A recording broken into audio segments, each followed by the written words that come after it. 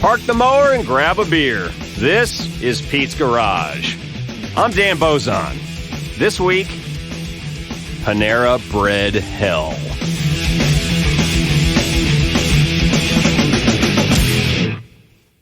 Sorry if I'm talking funny, but I just got my tongue pierced.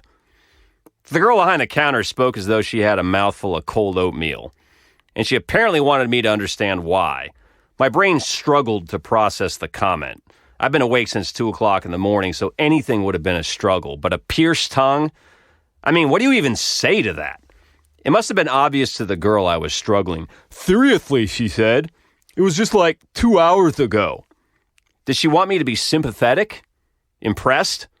I was mostly disgusted and totally perplexed as to how I had crossed into this hellscape the moment I'd walked into the Panera Bread in Council Bluffs, Iowa. The pierced tongue girl was only part of it. I had stood the early watch in the Global Operations Center at U.S. Strategic Command just down the road from Council Bluffs at Offutt Air Force Base.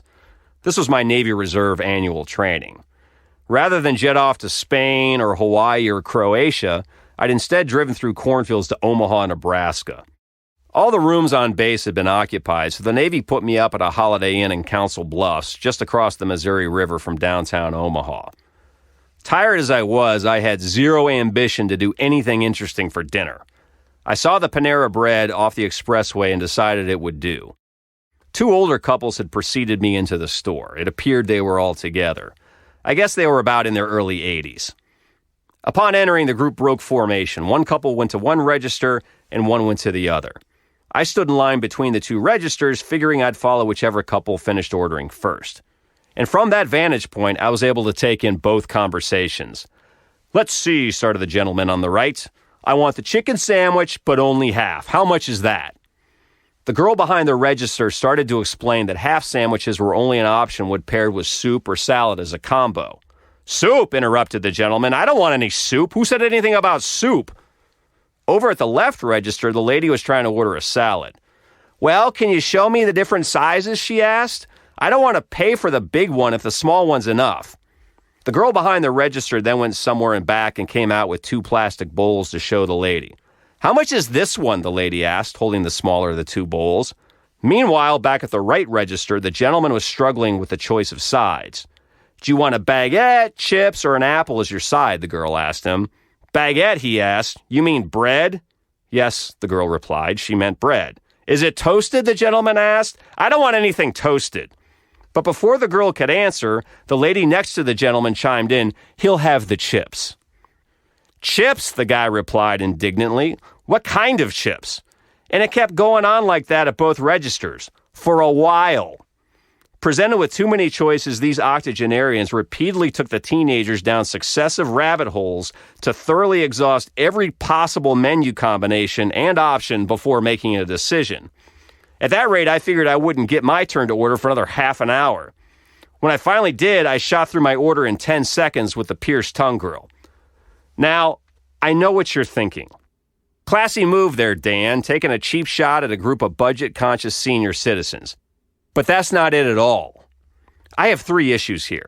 The first 2 concern my long-standing restaurant rules.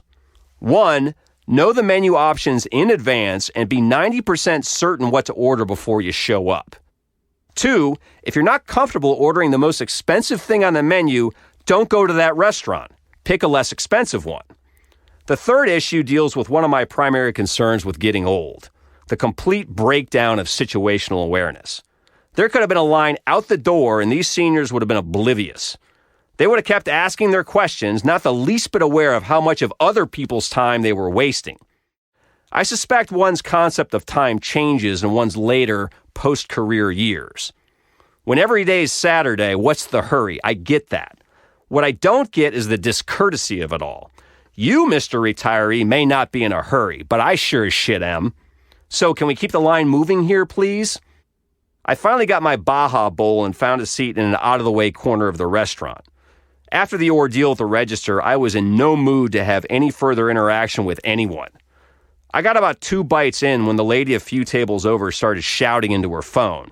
She was probably 10 years younger than the people I'd stood behind at the counter.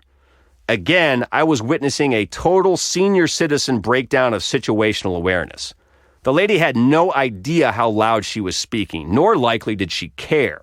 Yes, she said, $73. She'd apparently received a PetSmart gift card from someone and was detailing what she intended to do with the remaining funds on it.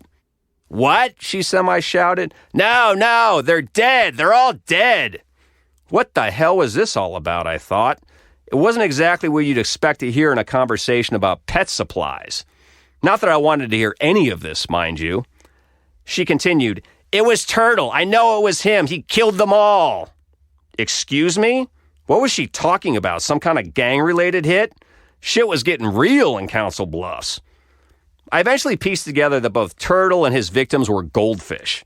And, under certain circumstances, some goldfish, like Turtle, apparently eat others.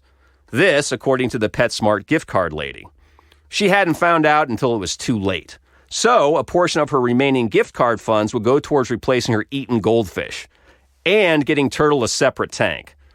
The lady continued to shout into her phone nonstop the entire time I was there, which wasn't long. I had to get the hell out of there. I was completely wrung out.